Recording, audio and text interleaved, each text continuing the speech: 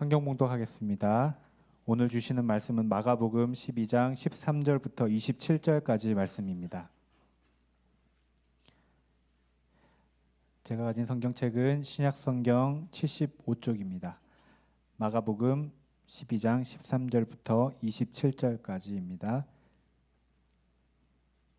제가 먼저 한 절 읽고 교독하시겠습니다. 그들이 예수의 말씀을 책잡으려 하여 바리새인과 헤롯 땅 중에서 사람을 보내매 와서 이르되 선생님이여 우리가 아노니 당신은 참되시고 아무도 꺼리끼는 일이 없으시니 이는 사람을 외모로 보지 않고 오직 진리로서 하나님의 도를 가르치심이니이다. 가이사에게 세금을 바치는 것이 옳으니까 옳지 아니하리까. 우리가 바치리이까 말리이까 한데 예수께서 그 외식함을 아시고 이르시되 어찌하여 나를 시험하느냐. 데나리온 하나를 가져다가 내게 보이라 하시니 가져왔거늘 예수께서 이르시되 이 형상과 이 글이 누구의 것이냐. 이르시되 가이사의 것입니다. 이에 예수께서 이르시되 가이사의 것은 가이사에게 하나님의 것은 하나님께 바치라 하시니 그들이 예수께 대하여 매우 놀랍게 여기더라. 부활이 없다 하는 사두개인들이 예수께 와서 물어 이르되 선생님이여 모세가 우리에게 써주기를 어떤 사람의 형이 자식이 없이 아내를 두고 죽으면 그 동생이 그 아내를 취하여 형을 위하여 상속자를 세울지니라 하였나이다. 7형제가 있었는데 마지가 아내를 취하였다가 상속자 없이 죽고 둘째도 그 여자를 취하였다가 상속자가 없이 죽고 셋째도 그렇게 하여 일곱이 다 상속자가 없었고 최후의 여자도 죽었나이다. 7사람이 다 그를 아내로 취하였으니 부활 때 곧 그들이 살아날 때에 그 중에 누구의 아내가 되리이까. 예수께서 이르시되 너희가 성경도 하나님의 능력도 알지 못함으로 오해함이 아니냐. 사람이 죽은 자 가운데서 살아날 때에는 장가도 아니가고 시집도 아니가고 하늘에 있는 천사들과 같으니라. 죽은 자가 살아난다는 것을 말할진대 너희가 모세의 책 중 가시 나무 달기에 관한 글에 하나님께서 모세에게 이르시되 나는 아브라함의 하나님이요 이삭의 하나님이요 야곱의 하나님이로라 하신 말씀을 읽어보지 않느냐. 함께 읽겠습니다. 하나님은 죽은 자의 하나님이 아니요 산 자의 하나님이시라 너희가 크게 오해하였도다 하시니라. 아멘. 이 시간 이유한 담임 목사님께서 마가복음 39번째 시간입니다. 알지 못함으로 오해함이 아니냐라는 제목으로 말씀 전해주실 때 모두 큰 은혜 받으시기를 원합니다.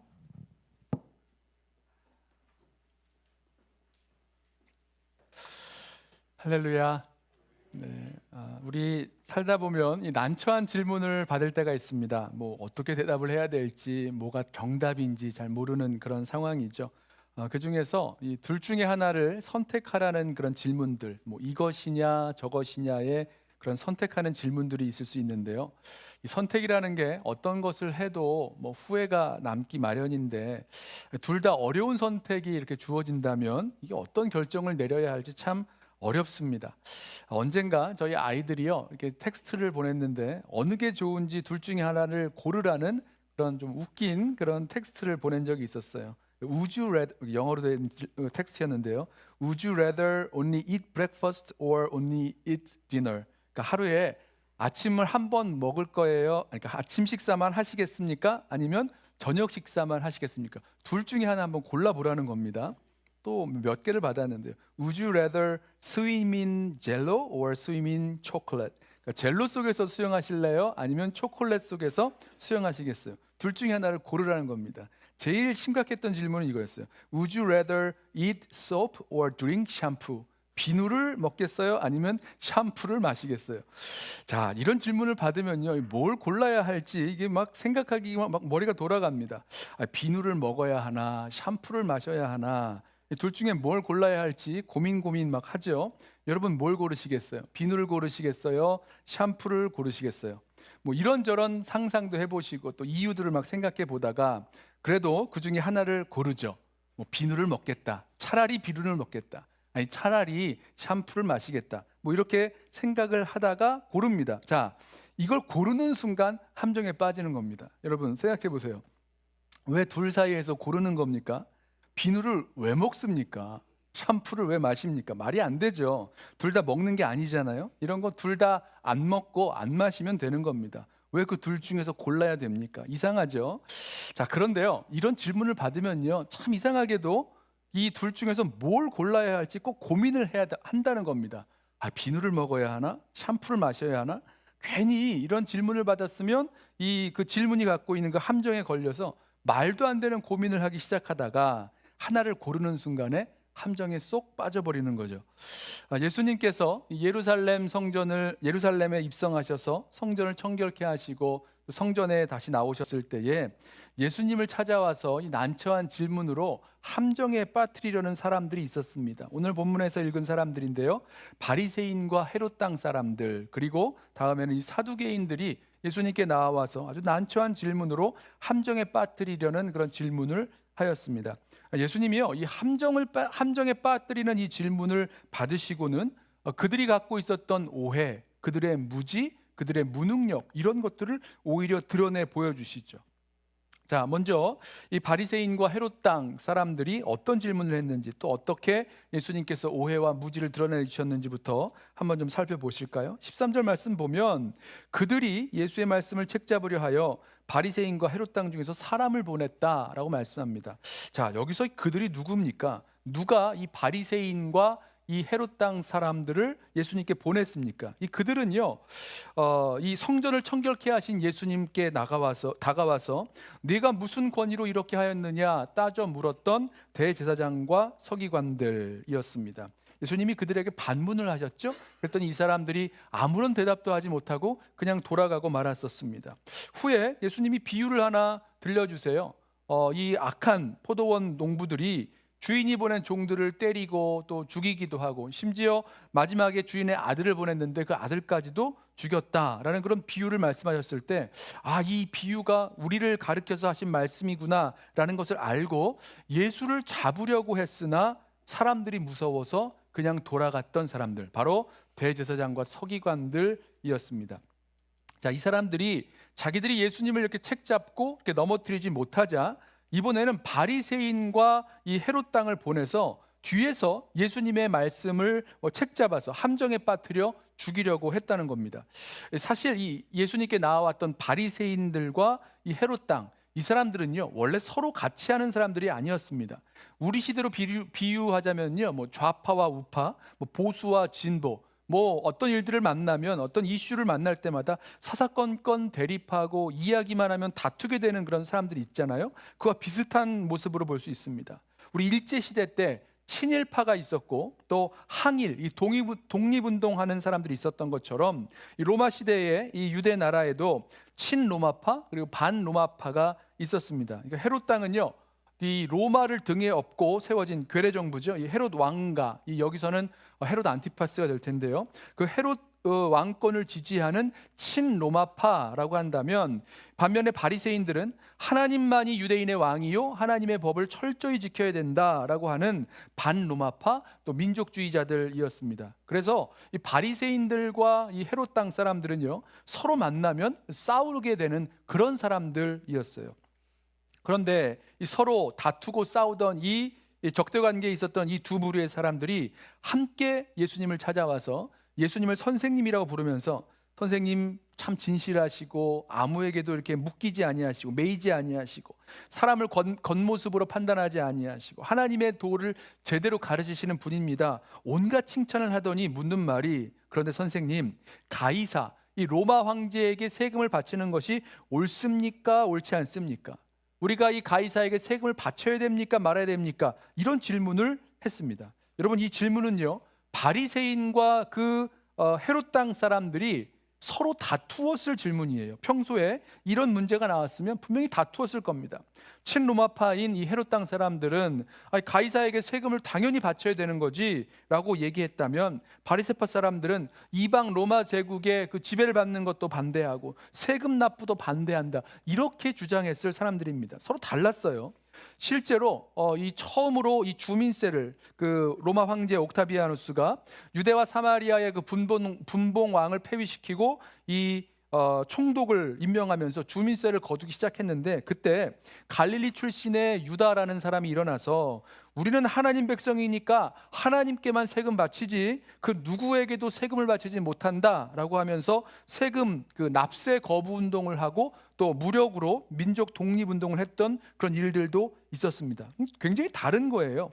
이 헤롯 땅 사람들이나 아니면 누굽니까? 이 바리새인들이 다른 사람들이죠. 그런데 이렇게 서로 다른 견해로 대립했을 이 두 부류가 예수님을 공통의 적으로 간주하고 나타나서 예수님을 죽이기 위해 하나가 되었다는 겁니다. 뭐 이게 처음이 아니죠. 이미 마가복음 3장에서 예수님께서 갈릴리 회당에서 안식일에 한편 손 마른 자를 고치셨을 때부터 바리새인들은 헤롯 땅과 함께 예수를 어떻게 죽일까 논의하기 시작했습니다. 그러니까 자기들도 서로 다투고 있었던 그 이슈를 예수님께 질문을 해서 이쪽이든 저쪽이든 함정에 빠지게 하려는 질문이죠. 자, 예수님께서 만약에 이 로마 황제 가이사에게 세금 바쳐야 된다라고 말씀하시면 유대인의 왕이신 하나님을 저버린 민족의 반역자로 그냥 낙인 찍어버리면 되는 거고요.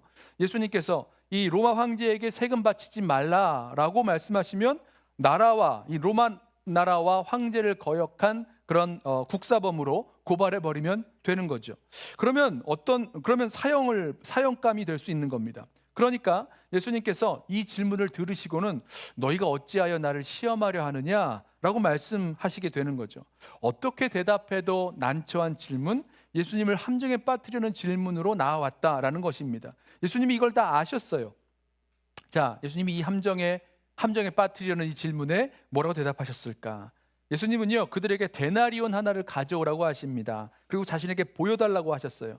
사람들이 데나리온을 하나 가져오자 예수님 물어보세요. 그 동전에 새겨진 형상과 그 글, 이 동전에 글이 써 있잖아요. 이 형상과 그 글이 누구 것이냐라고 물으셨습니다.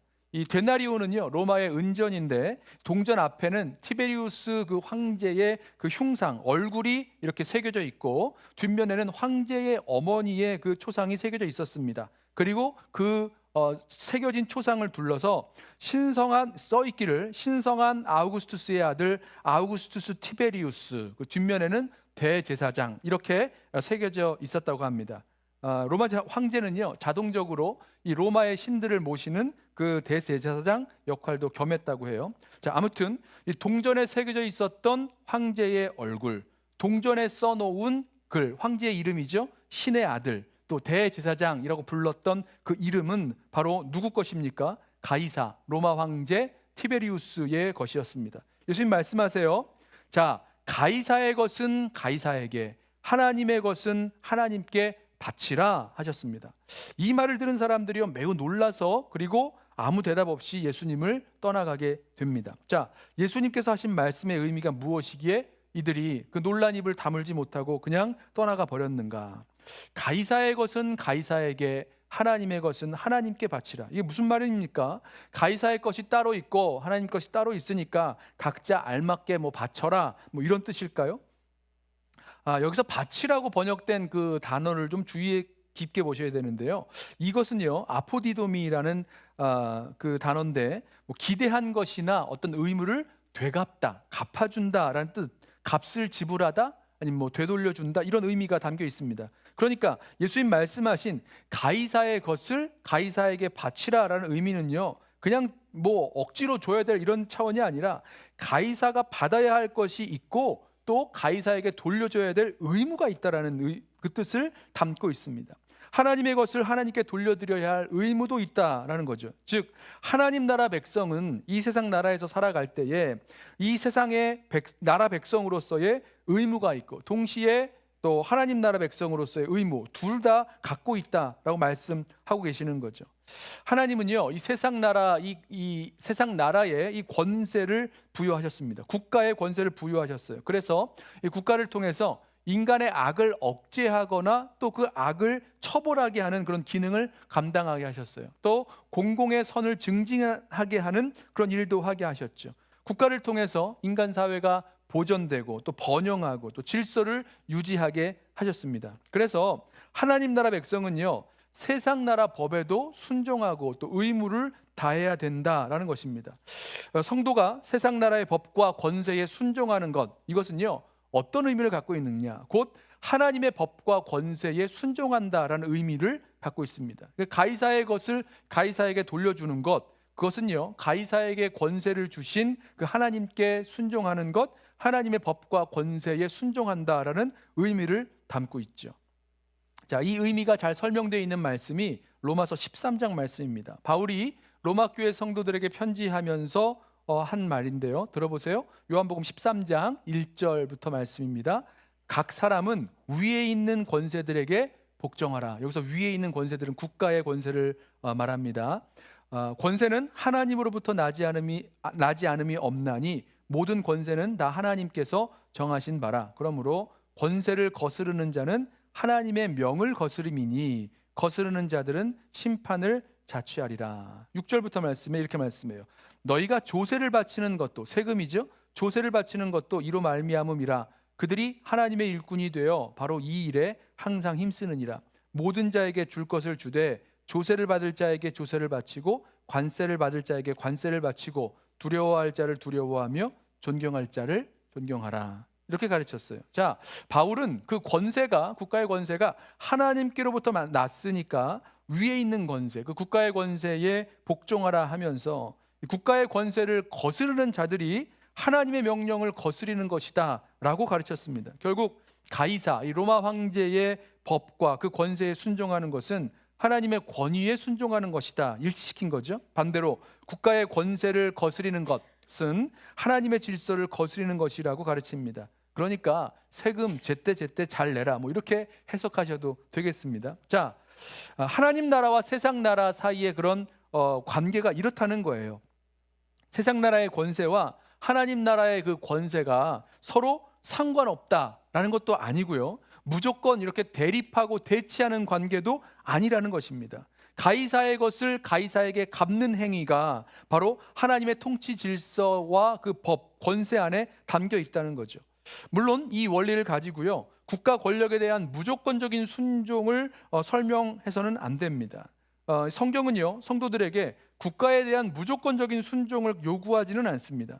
아무리 국가의 법이라고 하더라도 하나님의 법에 불순종하게 된다면 그 국가의 법과 정책, 그 권세에 순종할 수 없는 거죠. 오히려 저항합니다. 하나님 나라 백성은 국가의 권세에 그 순종하는 그 이유가, 그것이 하나님의 권세 아래에 있고 하나님의 법을 이루어 나아가기에 순복하는 것이죠. 그래서 성경을 잘 보시면요 국가 권력에 또 왕의 명령에 복종하지 않은 이야기가 성경에 꽤 많이 등장합니다. 예를 들면 애굽의 바로 왕이 그 히브리 산파들에게 이 히브리인들이 갓난 아기를 낳으면, 남자 아기를 낳으면 죽이라고 명령했을 때 산파들이 그 바로 왕의 명령을 거부합니다. 왜죠? 바로의 명령이 하나님의 명령, 하나님의 법을 벗어나 있기 때문이죠. 악한 명령이기 때문입니다. 애굽의 바로 왕보다 하나님을 더 경외하기에, 또 하나님의 법이 더 우선이기에 이 바로 왕의 명령을 거부하는 거죠. 느부갓네살 왕이 또 모든 신하들에게 이 금신상에 엎드려서 절하라라는 명령을 했을 때, 그때 사드락, 메삭, 아벳느고는 왕의 명령에 순종하지 않았습니다. 다니엘도 마찬가지였죠. 다리오 왕이 30일 동안 그 누구에게도, 어떤 신에게도 뭐 이렇게 절하거나 기도해서는 안 된다라는 칙령을 내렸을 때 다니엘은요 왕의 명령을 순종하지 않습니다.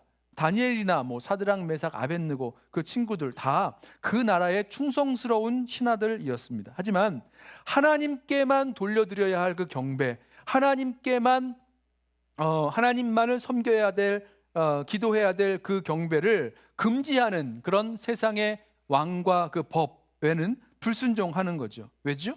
하나님의 선한 다스리심을 받는 하나님 나라의 백성이요 또 그 신하, 그 나라의 신하들이었기 때문입니다. 사도행전에도 이런 예가 나와요. 이스라엘의 최고 권위기관이었던 그 산헤드린 공회가 사도들에게 예수를 전파하지 못하게 하였습니다. 그때 사도들이 순종하지 않습니다. 그리고 이 산헤드린 공회에 이야기하죠. 베드로와 요한이 대답하여 이르되 하나님 앞에서 너희 말을 듣는 것이 하나님의 말씀을 듣는 것보다 옳은지 판단하라 라고 공회에 반문을 합니다. 무슨 말이죠?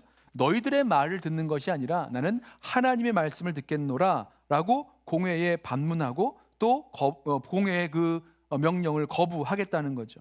비록 그 공회의 명령이라고 해도 그것이 하나님의 법을 위법이라면 이를 거부하겠다라는 것입니다. 자, 하나님 나라 백성이 위에 있는 그 법에 순종하는 것은 하나님 주신 권위에 순종하는 것이요, 또 그 불순종은 하나님을 향한 불순종이 되는 것입니다. 그러나 하나님께 드려야 할 것을 드리지 못하게 만드는 세상의 법과 권세에는 불순종하고 또 항거해야 될 수 있는 거죠. 자, 그러니까 드리려는 말씀은 이거예요. 이 가이사에게 세금을 바쳐야 됩니까? 말아야 됩니까? 물었던 그 바리새인들과 헤롯 당은요, 하나님 나라의 권세와 세상 나라의 권세 사이에서의 그 관계를 잘못 알고 있었다는 거죠. 두 나라가 완전히 이렇게 서로 상관없이 따로따로 움직이는 관계라던가 아니면 서로 대립하고 충돌하던 그런 관계로만 알고 있었다는 거죠. 예수님께 이 질문을 드리면 내가 알고 있는 게 다니까 내가 알고 있는 게 맞으니까 예수님께 이 질문을 가지고 나아가서 말씀드리면 분명히 예수님이 함정에 빠질 것이다 라고 생각했다는 겁니다. 자기들이 생각하는 것 이상으로는 생각을 못하는 거죠. 자기들의 생각에 갇혀 있는 거죠. 그리고 이 질문으로 예수님을 함정에 빠뜨릴 수 있다라고 생각하고 그 질문을 가지고 나왔던 것입니다. 자, 이 바리새인들과 헤롯 당이 예수님 책 잡으려는 질문을 했으나 그렇게 하지 못하죠. 오히려 자신들의 그 오해와 무지 또 무능력 이런 것들이 드러납니다. 예수님의 지혜로운 답변을 듣고는 놀라서 돌아가 버렸습니다. 그러자 이번에 또 다른 사람들이 예수님께 나와서 질문을 했는데 이번에 그 사람들은 사두개인들이었습니다.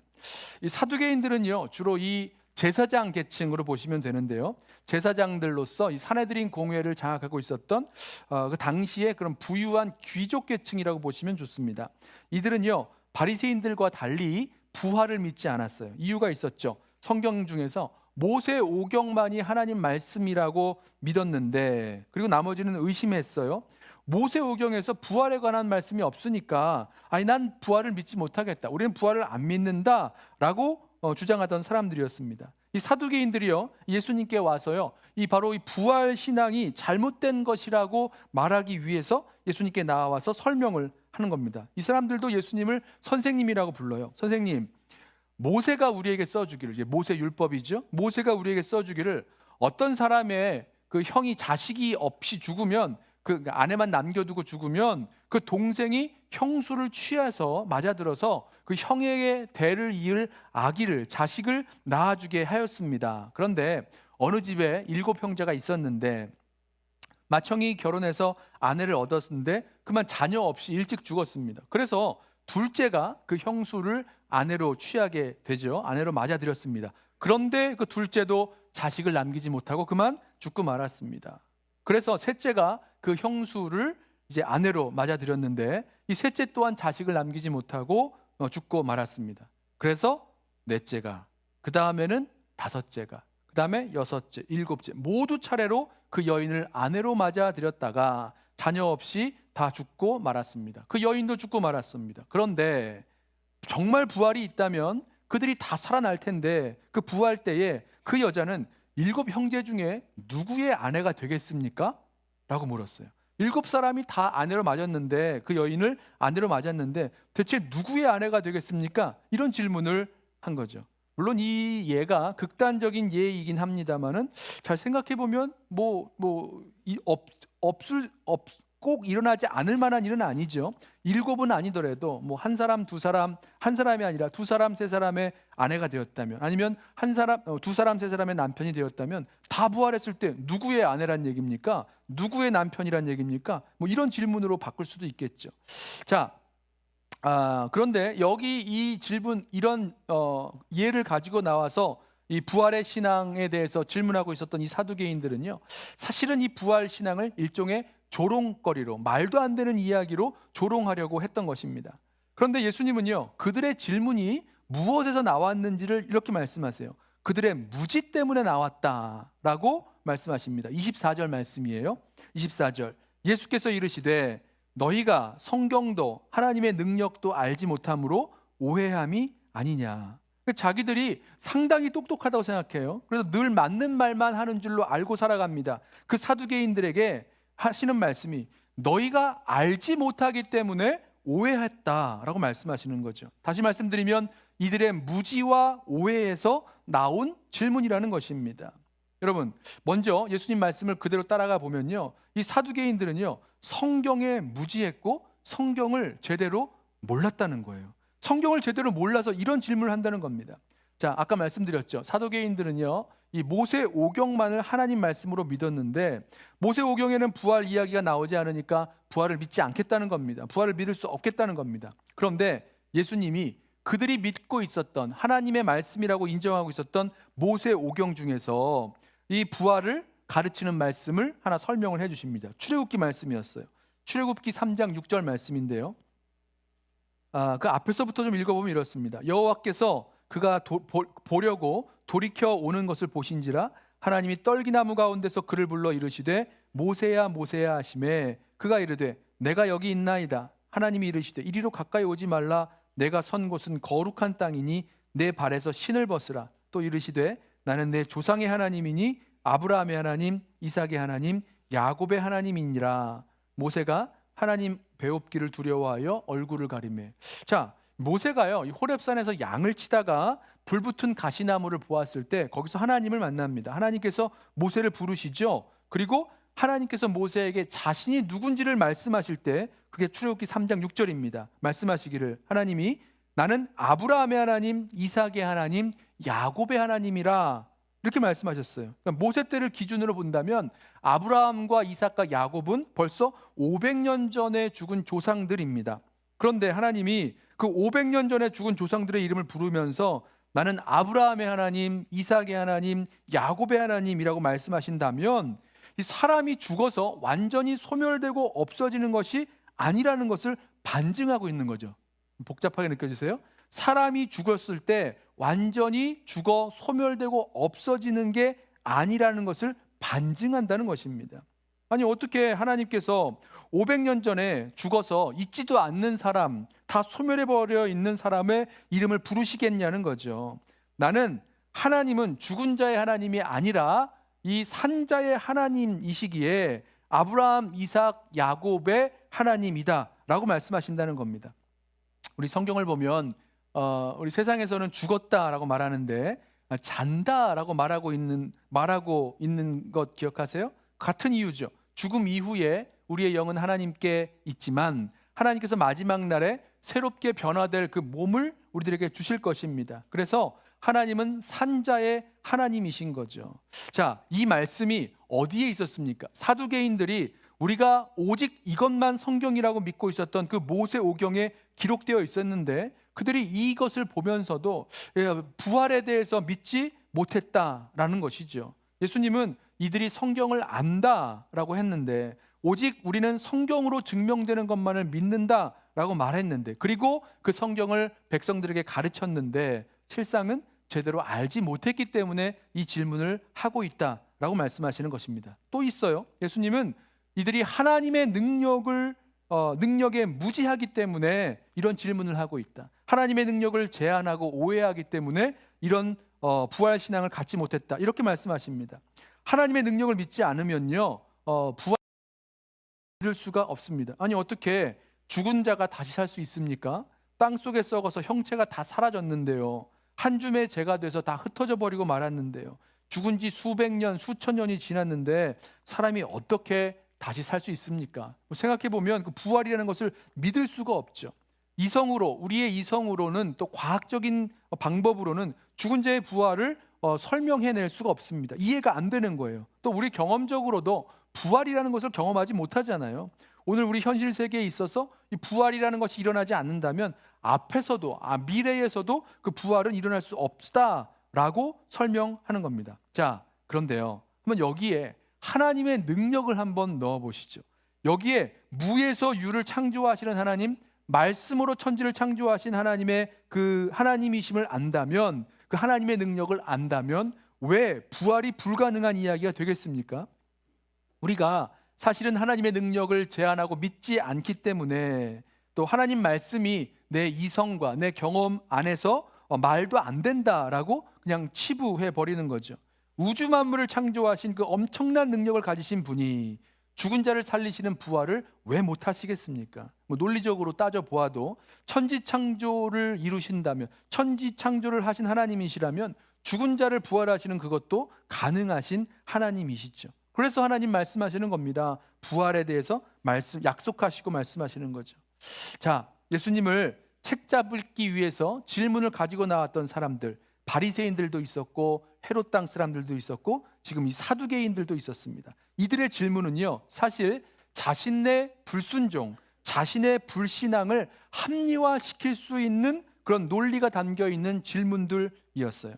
예수님은요, 그 질문들 속에서 뭘 찾아내셨습니까? 그들이 갖고 있었던 오해, 그들이 갖고 있었던 무지, 그들이 갖고 있었던 무능력을 보여주셨어요. 자, 저와 여러분에게도 마찬가지입니다.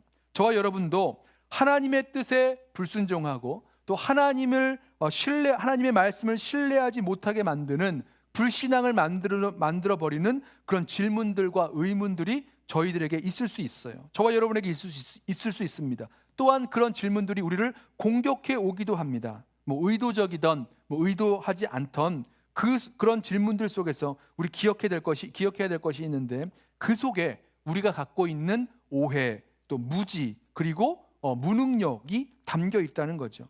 우리는요, 우리가 아는 것이 전부라고 생각합니다. 그리고 우리가 알고 있는 것이 맞다고 생각하고요. 그리고 몇 가지 도식적인 논리를 전개해서 이건 아니고 이건 이렇고 또 하나님 말씀을, 또 하나님의 약속들을 재단하면서 이것은 불순종할 수 있는 이유이다, 자신의 불신앙을 합리화하기도 하고 자신의 불순종을 합리화하는 그런 질문들과 주장들을 만들어냅니다. 물론 오늘 이 말씀에 나왔던 것처럼 예수님을 책잡아서 죽이려고 시도한 것은 아닌지는 몰라도 주님 뜻을 저버리고 불순종하게 될 만한 이유로 삼는 나의 질문들, 또 하나님께 불순종인 줄도 모르면서 자기를 합리화해 버리고 있는 그런 논리들, 예수님도 어쩔 수 없다고, 이럴 땐 이렇게 할 수밖에 없다고 생각하고 있는 것들 말입니다. 자, 예수님은요, 그 바리새인들과 헤롯 땅 그리고 사두개인들의 그 질문 속에서 그들의 무지, 그들의 오해, 그들의 무능력을 드러내 주셨습니다. 사랑하는 성도 여러분, 어쩌면 우리들에게도 이와 같은 것들을 그대로 적용해야 될지 모르겠어요. 우리를 불순종과 불신앙으로 이끌어가고 있는 그런 질문들이 우리들 가운데 있다면, 또 우리를 공격해 온다면 그때 우리 기억하겠습니다. 바로 그 불순종과 불신앙으로 이끌어가고 있는 그 질문들 속에서 우리는 우리가 오해하고 있는 것, 그리고 우리의 무능력과 무지가 무엇인지를 들어 알게 되는 거죠. 그리고 그 자리에서 정말 우리의 오해와 무지를 넘어서 하나님의 온전하심을 다시 바라보게 되는 역사가 우리들 가운데 있기를 원합니다. 하나님 나라와 세상 나라의 그 관계가 무엇인지 제대로 알지 못해서 나왔었던 그 질문, 또 성경도 하나님의 능력도 알지 못하여 오해하여 나온 그 질문들 말입니다. 저와 여러분에게도 이와 비슷한 질문들, 우리의 불순종과 불신앙을 합리화하는 질문들이 있는 것은 아닌가 함께 돌이켜보면서 우리 자신에게 물어보기를 원합니다. 때로는요, 세상 나라의 법, 우리가 살고 있는 이 땅의 법을 지키지 않으면서도 그것을 떳떳하게 여길 때가 있습니다. 그렇게 살아야 된다고 생각하는 거예요.